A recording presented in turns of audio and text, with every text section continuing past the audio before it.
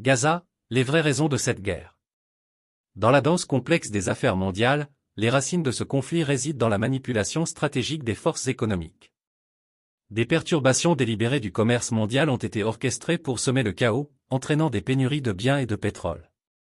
Ceci, à son tour, propulse les prix vers le ciel, un résultat prévisible dans le domaine de Simple Economics 101. Astucieusement chorégraphiés par les marionnettistes en coulisses des entités financières exerçant une influence médiatique, les micro-événements sont soigneusement fabriqués pour détourner l'attention des masses. Il s'agit d'une production théâtrale qui s'apparente au phénomène Wag the Dog, une manipulation que je connais intimement, pour avoir été témoin des machinations de ce que certains pourraient appeler une conspiration. Dans ce grand jeu d'échecs, prédire le prochain coup devient une question de compréhension des esprits en jeu incapables de fabriquer une nouvelle pandémie en raison d'une crédibilité en déclin. Les orchestrateurs se tournent vers une entreprise séculaire et lucrative, la guerre.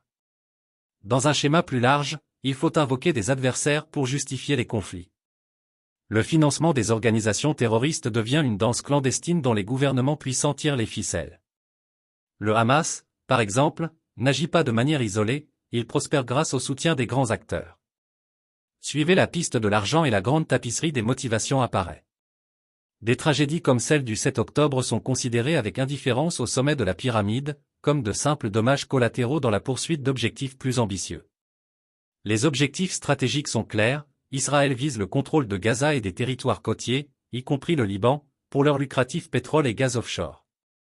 Les États-Unis, soucieux de leurs intérêts, cherchent à empêcher l'influence chinoise dans la région en contrôlant les réserves de gaz le long des côtes de Gaza.